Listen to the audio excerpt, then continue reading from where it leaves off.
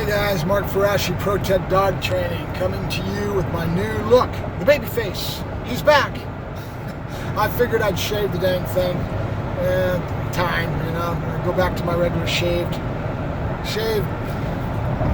puss. So I'm getting on after I just left the airport after shipping off another puppy. I've still got two left. I've got the run of the litter as a male and a nice size male that's really going to be a good one. There's nothing that's been showing me any weakness. Even the little runt, I took him out last night. I've got some videos I'll be posting here in a little bit. I did a session with him last night and went through it, so I'll show them to you. But it's really neat when you got such good breeding, because the dogs don't shirk anything. It's not like getting something that's a weak litter and you're trying to sell something that's inferior. These guys are over the top with drive and everything else.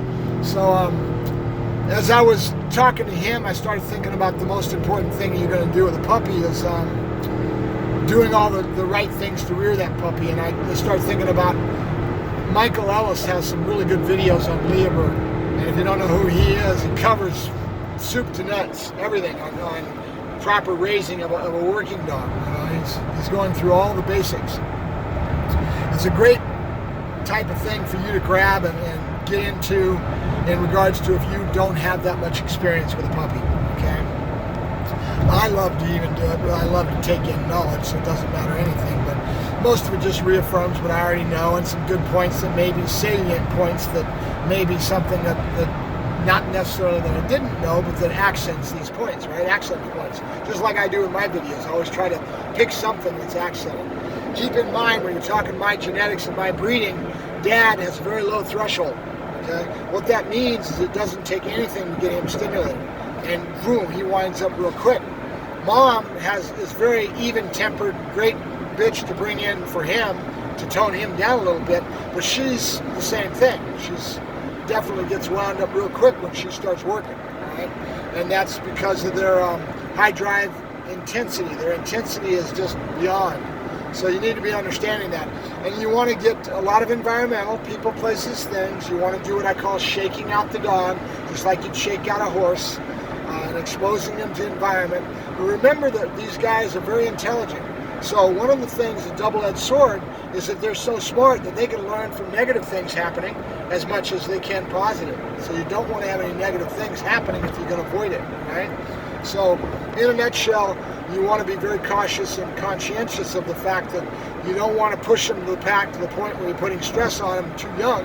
You want to take them out, you want to do the right things, but you want to make sure everything's positive, right? So you get them high on that anchor, which is your toy, right? Get them into that toy at home. And then when you're ready to take them out, you have that toy and something to redirect their attention. Don't let them lock into something that's negative and let them freak out about it. You want to redirect their attention away from that, right? You want to go out, a lot of people, places, things. You want to be aware of not putting your dog down on the ground anywhere that they could catch any parvo or anything like that. So you don't get out and put the dog down in a little planter on your way into Home Depot. Why? Because everybody else puts their dog out there and tells them to go to the bathroom before they go in, right? These are places that you wouldn't want to put your dog down. But inside of Home Depot is a safe spot, because nobody's usually letting their dog go to the bathroom. If they have an accident, they clean it up, but it's not going to be as prevalent, right? So Home Depot, Tractor Supply, places that are dog friendly, right? That you can take your puppy into and expose them to environmental, right? And work them through things. So you want to work on your potty training. You want to do the right thing of setting up a really good set pattern, which means routine. Pattern and routine is your friend, especially at this age. You want to work on vocabulary, as many words as you can tell that little puppy. You want to go bye-bye when you go put them in the vehicle to go somewhere, right? You want to get a drink, splash the water, let them hear it. You want to go outside, you want to go potty, knock on the door, shake that doorknob a little bit. You want to go potty, oh, good dog. And the dog may not understand what you're saying, but with time, pattern and routine will set in, and the dog will pick up on this vocabulary, and that's what you really want to be working on when they're young like this. A lot of vocabulary, a lot of words, right? And be consistent. So you want to drink?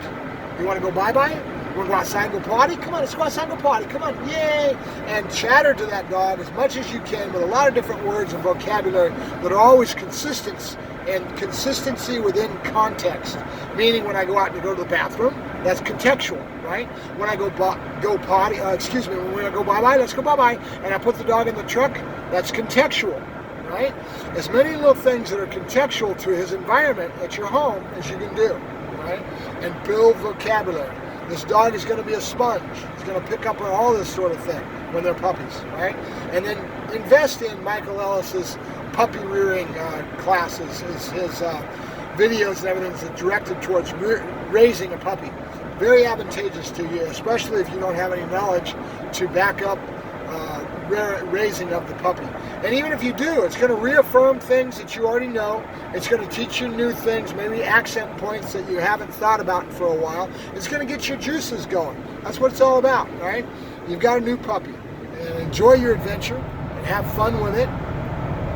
And if you need any help from my puppy buyers that have purchased a puppy, don't hesitate to give me a yell, text. We can get together on FaceTime. I still give my online classes. I've got a few people that are coming on regular type basis, getting online and taking lessons from me online. And I can give you feedback based on what you've got coming at you with that puppy, right? That's what it's all about. So don't hesitate to give me a yell. I'm here for you if you need me, right? I'll go ahead and let you guys go. Enjoy the new me, and we'll talk to you soon. Bye-bye.